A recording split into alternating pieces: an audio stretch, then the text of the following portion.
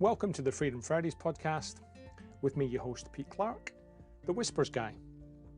Work seems to expand to the time that we give it. And I've been investing my time, occasionally on a Friday, to explore how we use our time, our energy, our attention, and the impact it has on our identity. I've been exploring over season 1 some of the mindset shifts in the handcuffs of I have to the freedom of I choose to. And I've shared some conversations, some tips, some tools about how you might want to invest your own time, your own energy, your own attention. How you might want to, if you choose to, make some changes to your identity. How you might have freedom from I have to and design a life around I choose to. If that's of interest to you, then this is the podcast for you. Welcome to this week's edition of the Freedom Fridays podcast with me, your host, Pete Clark, the Whispers guy. I thought I would do a solo podcast this week and chat about and share some thoughts around what I've been writing about on my weekly Whispers blog. The insights that I got from doing a hike in Tasmania. It's called the Overland Track, and it allowed space and reflection time with mates, with nature. And it got me thinking about a few things. And I thought, rather than me spending a little bit of time trying to articulate all of those thoughts into, readable chunks, I thought I would just talk them out. And some of which are obvious, some of which are less obvious, some of which are really kind of paradoxical. And for a bit of back context, this was maybe a year ago. A mate of mine asked me if I wanted to join him and some other friends on a hike in Tasmania. I said yes without even knowing what it was. And then when he told me, that all seemed good. I didn't quite realise what I was up for.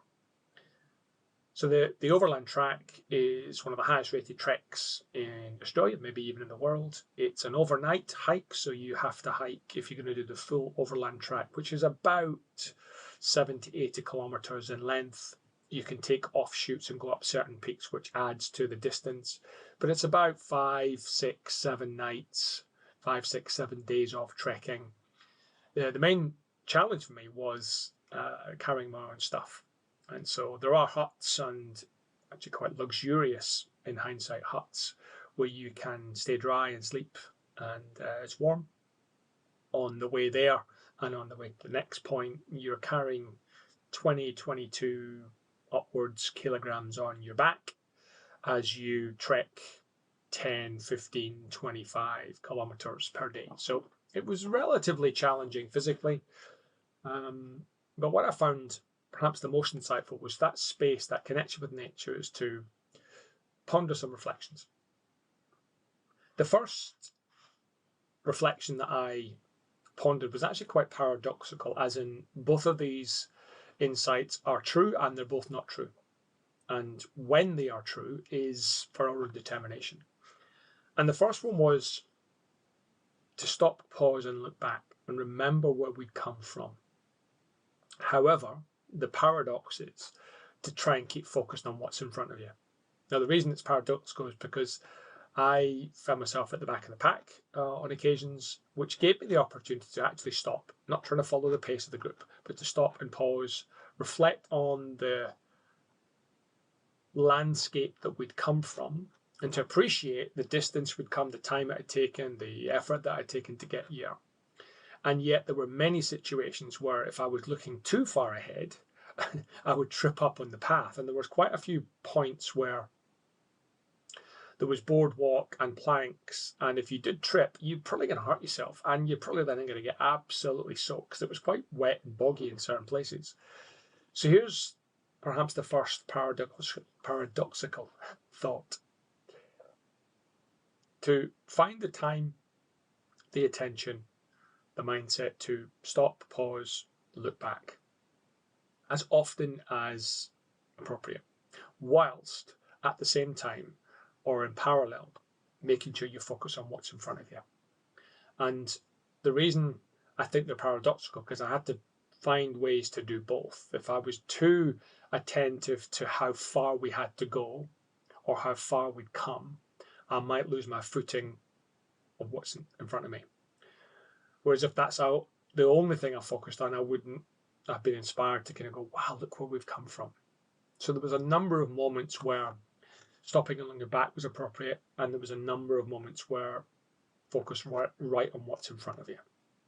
And as you take your own journeys around, any of these trips that you might do, or any of the aspects of life, it's that toggling between stopping and pausing and looking back and being grateful and thankful as to what you have and where you've come from, but also then focusing on at the right time what's in front of you, what's right in front of your nose this minute, this hour, this day, this week, in the aspects of your life that are important, and to pay attention to that. There was a second paradoxical insight for me, and this was a little bit of a cliche, but it was certainly true for us in that don't go alone, yet go at your own pace. There's an old adage that if you want to go fast, go alone, and if you want to go further, go together. And that certainly bore out for us. There were certainly different levels of fitness, intrigue, capability, and so had we done it individually, there'd have been very, very different times and experiences. And we all bought into doing it together, which meant the things we did were different and probably wouldn't have experienced them on their own. And yet, as I said, I found myself at the back of the pack on many occasions in the first few days, which I was fine with. I think others in the group were feeling bad for me, and I was actually fine with it because it allowed me to stop and connect and take in my surroundings. I didn't feel like the need to just keep up with the person in front of me. I was actually able to, and I quite enjoyed going at my own pace. And one of the stories of us going further together, and we had a long, interesting debate over coffee. On the second day, I think it was, at the end of that hike, there was a lake that was swimmable. And bear in mind, this is March, April, so coming into late autumn, winter in Australia. And if you don't live in Australia, it might seem hard to believe, but in Tasmania it's pretty far south and it gets pretty chilly, and so the water is pretty damn cold. And so there was a call, maybe 4 o'clock in the afternoon, just before it gets dark, let's go for a swim. And of course, I wasn't that keen, to be honest. Not for any other reason than, believe it or not, being a Scot, I hate the cold. But I just wasn't that keen. But because of whether it was FOMO or whether it was peer group pressure, that's what we had a debate about. We all went down to the lakeside, stripped off into our undies, and we all head in, shoulders in, not for long, let me tell you. But we all swam of sorts in the lake. And the reason, had I been on my own, I don't think there's any way I would have done that. And did that experience add to my life? Not particularly. However, what did add to my life was the connection that we had, the fun, the chat, the banter we had before and afterwards, about, because we were together. That's probably why, certainly me, and I think maybe one or two others did it. Now, we didn't settle on whether that was fear of missing out or whether it was peer group pressure, and I'm not sure it really matters. The point being for us that because we were together in a group, there's obviously a bit of a blessing in that. You're more likely to do things. And certainly over the course of the 6 nights, 7 days we hiked, there were some times when we were all pretty tired, and yet somebody was inspired or wanted to go off on an offshoot hike, which might have only been, 8k there and 8k back, maybe 1,500 meters vertical. So not that strenuous. But at the end of a day, I'm not sure if I can be bothered. And yet being together, I can't think of an occasion, may have been one, but I'm pretty sure on most occasions we all went anyway. And so it forced us to do things together. And yet in that, we all found our own pace at certain things. So that was another interesting thing for me is, going together, we certainly went further than probably I would have gone on my own, albeit I'd have probably gone faster. Another almost paradoxical thing for us was on day one, leaving from Cradle Mountain end of the track. Cradle Mountain, I think, is the most iconic part of the trip. When we got to the first summit where you could see Cradle Mountain, what the advice we were given was, if you can't see it, don't go. Meaning, if it's covered in cloud and mist and rain and fog, it's probably not wise to go, because that means it's a little bit treacherous, a little bit unsafe, and we'd have probably been okay. But again, being good scouts, we followed the advice and we didn't go, and so we kind of missed out a little bit. And the insight was, if you can't see it, don't go. And is that true for all things? If you can't visualize it, if you can't see the outcome, don't take part, don't take the next step. No, because on, I think it was day 4, we got to a part in the track where the off hike was a walk and almost scramble, almost climb to the top of Mount Ossa, which is the highest peak in Tasmania. And when we got there, we couldn't see the top. We couldn't see it. That was partly because of the weather, but partly because there was some hidden summits. We'd get to one summit and think we're there, and then you'd look up and go, oh, there's a bit more. Those hidden blind summits. So again, the premise was, just because we couldn't see it, we didn't not go. And so here's the paradox for us. This first insight around, if you can't see it, don't go. If you can't visualize and imagine it happening, don't dare. Whereas the opposite was also true. We couldn't see it, and yet we went anyway. And both, in hindsight, were probably, I would say, the right decisions. Certainly the weather on day 1, we couldn't see Cradle Mountain summit, was probably the right thing. And on day 4 or 5, I think, when we couldn't see the summit of Mount Ossa, but we knew it was up there and kind of probably 2 or 3 blind summits ahead, we went anyway. And it was a great experience. So I can't tell you when these insights will apply.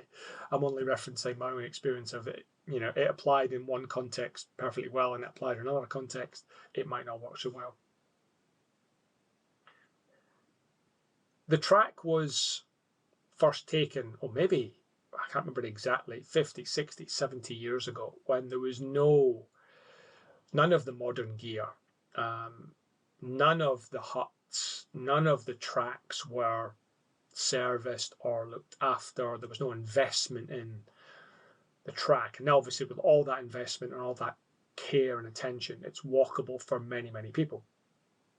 And so we were really grateful for those that had gone before, that had built the huts, that had laid down some stones and rocks and boulders to cross various wet lands, for some of the boardwalk, for some of the planks that were there that meant we didn't have to get as wet as I'm sure the first few thousand people doing the track would have got. And so we were grateful for those that came before us, but there was a little bit of adventure in being able to forge our own path anyway, forging our own way around certain parts of the track and choosing to go on certain off hikes or not. And so whilst there was a very deep gratitude for those that had gone before and laid the groundwork for us to do it, there was very much and where can we take our own adventure here? Where do we choose our own adventure to go? And there was certainly, I think it was on day 3, it was an off hike we did that was pretty tough, almost vertical scramble to get to the top of a summit which had a spectacular outlook. And when we got to the top, the walk to the edge was pretty much our own path. And that was quite interesting and inspiring to do. So again, this paradoxical insight of be grateful for those that have gone before, that have laid the path for you, whatever that means, and yet can you find your own path, which is entirely unique to you. And some of the other things that I wrote about, I put in this little green journal that I took with me. And whilst we're having our afternoon, tea and sugar and coffee and soup, I would take a moment, and usually in company, and the lads often wondered what I was doing. Obviously, I shared that.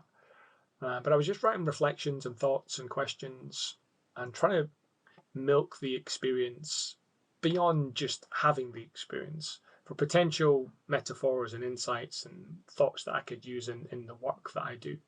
And so other things that struck me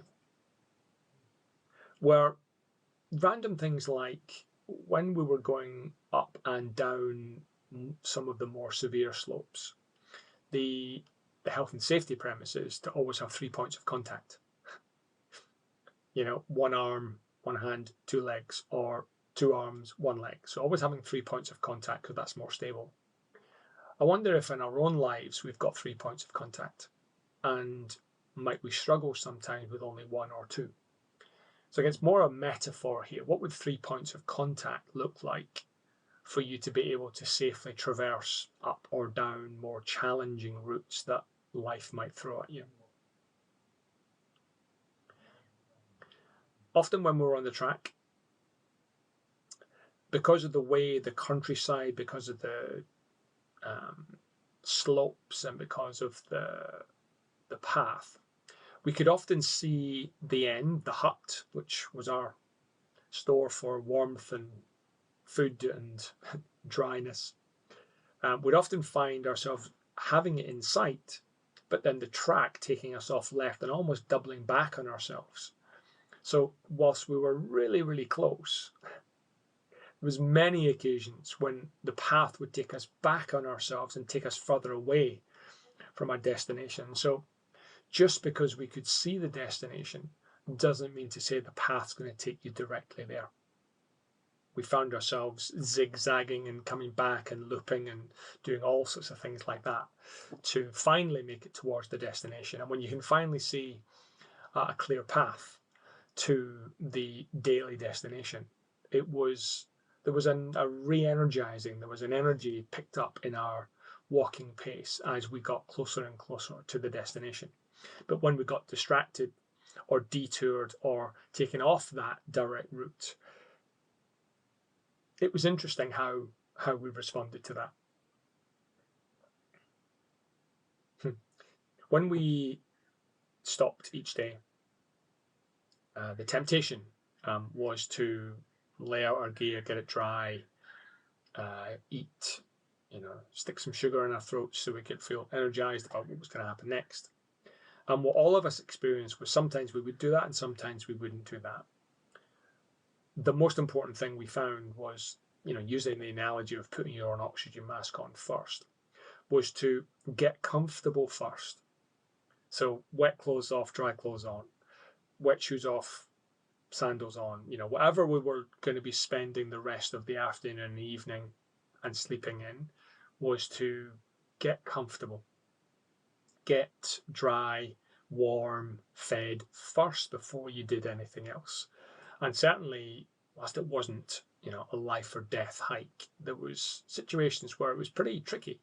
And coming in and not doing that meant you got colder and wetter and your body temperature didn't heat up. So it was quite a challenge sometimes to do that first when you really wanted to put the kettle on and have a cup of tea. We stayed in what I would call luxurious huts. Now the huts were pretty basic. Aluminium tabletops, wooden benches to sleep on. But what we found was that luxury was absolutely contextual, meaning at the end of a 15-kilometre hike on a wet day with 20 kilograms of gear on your back, to be able to stop, take that off, and be in relative dry and wind and rain nowhere near us because we were indoors with a fire on, and be able to get the gas out and boil up some water. It absolutely was contextual, and it got me thinking about other aspects of our lives, that whether it's luxurious or not, it's contextual. Depends your circumstance. Wherever you live, the job you have, the relationships you have, the opportunities that are presented to you or not, it's all contextual. And that was interesting because the hardest part for me, without a doubt, was the carrying of the pack, and it was a 70-litre rucksack with a sleeping bag, sleeping mat, cooking utensils, all the food for the week. And whilst obviously every meal you were taking food and using it, it made an immeasurable difference of the weight on your back. We had to carry a tent just in case the hut was full. So it's 20 odd, 22, 24 kilograms of weight on your back. The visceral relief that I had, certainly, because I found that the hardest, particularly when you're going uphill, was on the off tracks, we were able to put our packs down, and cover them so the rain didn't get in. But then we were just walking with a day pack, which was, water and some scroggin, some nuts and chocolate and bits and pieces just to keep us energized. That was a very different experience.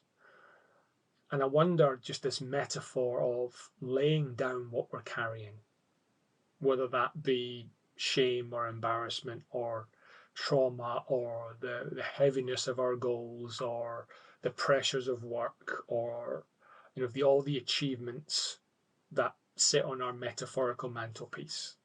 I wonder sometimes, I certainly find it valuable to take that stuff off. And I felt freer. I could move quicker. I felt lighter.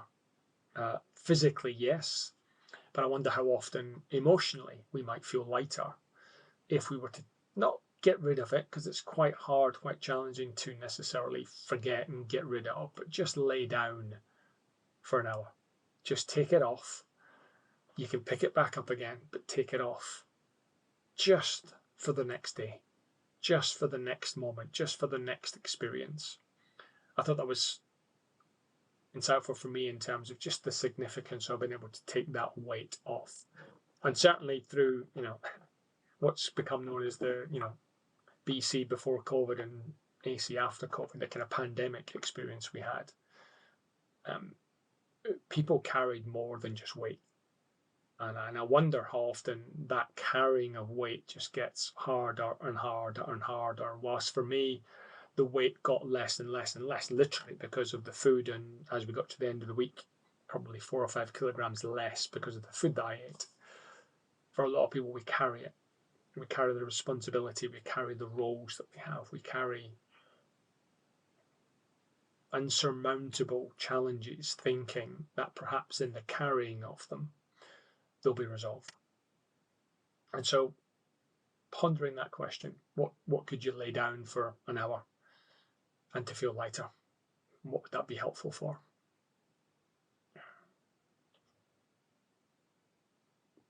One thing that was helpful for me in the preparation was this idea of hedonic calendaring, which is simply hedonic is pleasurable. Calendaring is having something in your diary ahead of time that you're looking forward to. Now, any of you with elderly parents, you'll know if they're coming to see you for the weekend or they're coming to see the grandkids. If there's something in the diary, it's worth looking forward to. And it was the same for me. Having something in my diary, boy time, mates time, on something I hadn't done before that was a physical, mental challenge. It was a new experience. For the 6 months of prep that it was in my diary before we went, I really look forward to that time.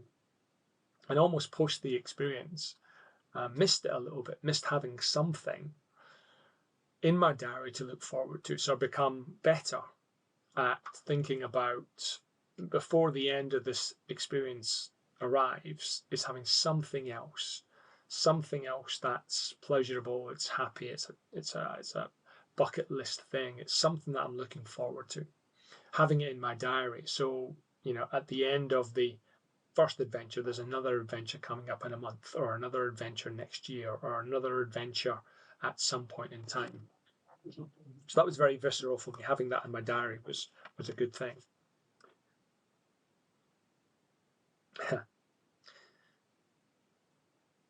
There was many times on the walking part we would take a break, and often the insight was we would take a break before we needed it. Meaning, physiologically, if you are thirsty, you're probably a bit late. So we'd encourage each other to, nibble on, nuts, chocolate, scroggin. Not necessarily because you were hungry, but to constantly refuel, to constantly hydrate appropriately. And so this idea of taking a break before you need a break, when you need it, it's maybe too late. Obviously, the break will help you. But I'm wondering if there's ways in which we can find ourselves refreshed, re-energized, that allows us to continue to keep going. But yes, we get to the burnout stage. Yep, you need to fix that. You need to do something about that. But on the way, could we find ways to avoid burnout? Could we find ways to re-energize, refresh, relax, rest, recover on the way? Because life's going to throw many things at us. And just this idea of whatever the break means, whether it's a hedonic break, whether it's a physical break, whether it's a sleep break, is to probably take the break before you need it. The Overland Track was a wonderful experience in nature, and I certainly found that nature nurtures, meaning our immersion in nature pretty much 24/7. Most of the track is mobile unfriendly, meaning there was very, very few spots where the mobile providers could find us. And that was actually excellent. It was brilliant. Challenging, I know, if you're closing on a house or you've got kids on the way, or parents are ill. I appreciate there's lots of challenges with that. But I was fortunate enough to not need that circumstance. So it was actually, after the first 24 hours, it was a relief, because the nature, the grounding in nature, the swimming in the cold water, the circumstances, the trees, the clouds, the rain, the sunshine, the birds, the flowers, all of that stuff, it was just really good to reconnect with all of that. And we know the psychological benefits of connecting back to nature. So I was immersed in that for 6 days, and it was fantastic. And ironically, as we got close to the end, as we got close to our destination, a number of the mobile services came in, and you could hear all the pinging, the text coming in, the WhatsApp coming in, the email notifications coming in. And it was a little bit of a heart sink moment, actually, where, oh, we're back. We're back into another reality. We're back on the work trail. We're back on the responding to family, friends, etc., etc. And prior to that, it was a lovely experience just not to do any of that. Other things that I enjoyed.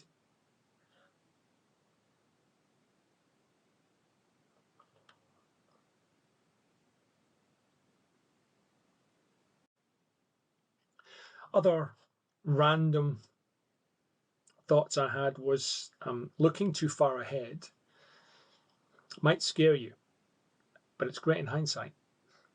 Again, assuming you make progress. And so this idea that sometimes when we set ourselves, huge, big BHAG goals, as they might be called, that can be scary. But in hindsight, what a great feeling it is to know that you've overcome and navigated some really challenging circumstances. Efforts are worth it, meaning the effort we put in, often on those off hikes, to get to a particular summit. The effort that we put in to get and experience the view and the experience and the perspective we got, maybe not every time, but certainly most times, were worth it. So the effort that we put in usually is worth it. When we were climbing Mount Ossa, it was a bit of a scramble, nothing too tricky really, but I'm scared of heights. I don't really like heights. But interesting for me, and a couple of people recognised actually, I was very silent going up, very silent. I was actually not coping too well with it.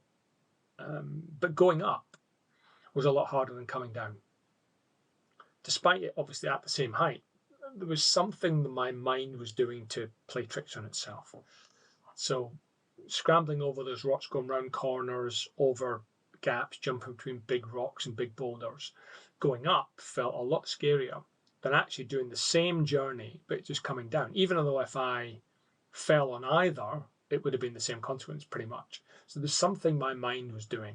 It was playing tricks on the consequence of me going up versus coming down. There's not really many ways to know what you'll do in certain circumstances unless you try, unless you make an attempt, unless you take a step. So yes, there's some banter around what would you do in this scenario and that scenario, but you won't really know viscerally until it happens, until you are forced to be challenged with whatever the weather conditions are, whatever the gear conditions are, whatever the terrain conditions are. Unless you're actually there, it was very difficult, very unrealistic to articulate academically what it was going to be like. It was a much better experience for us actually doing it and then reflecting on that experience. You can find beauty anywhere.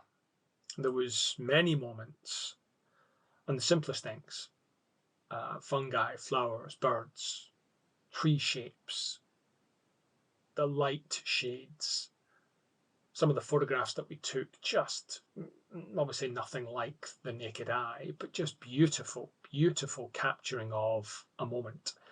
And so despite the terrain and the challenge of it and the wilderness and the remoteness, there was some absolutely stunning scenes of beauty. And we all reflected that. We'd all experienced that, and therefore you could find those things anywhere. If you're looking. The final thing I'll share with you was a little bit paradoxical in that we found that our bodies were strengthening our mind more than our mind was strengthening our body. Meaning, our minds were saying things like, as we got close to the end and we're tired and we're hungry, I can only go so far. I hope it's not too dark. I hope I've got enough. Whatever the mind was doing, as the body kept walking, because literally in the group, that was kind of one of the advantages. That was one of the things that strengthened our mind. So the body just keeping going, just one step after another. We're just going to climb up to the next false summit. We're going to climb down to the next corner, whatever it was. Just the body doing that actually strengthened our mind rather than, or instead of, what we often hear about, the mind, your mindset strengthens your body, keep going, keep going, keep going. It was obviously a part of that. But for us, on many occasions, it was the body strengthening the mind more than the mind strengthening the body. So I'm going to pause. I'm going to leave it with you there. Hopefully that was insightful and interesting. I thoroughly recommend it as an experience. The planning was a great experience. The preparation and the practice of carrying and what gear you're going to take was a great experience. The hike itself was a great experience, not just for the hike, but from the camaraderie and all of the insights and the experience that we had. And so it's certainly something I'd consider doing again. And maybe the same, but maybe different. So that's it for this week's episode of the Freedom Fridays podcast. Some ramblings as I was rambling on the Overland Track. Cheers.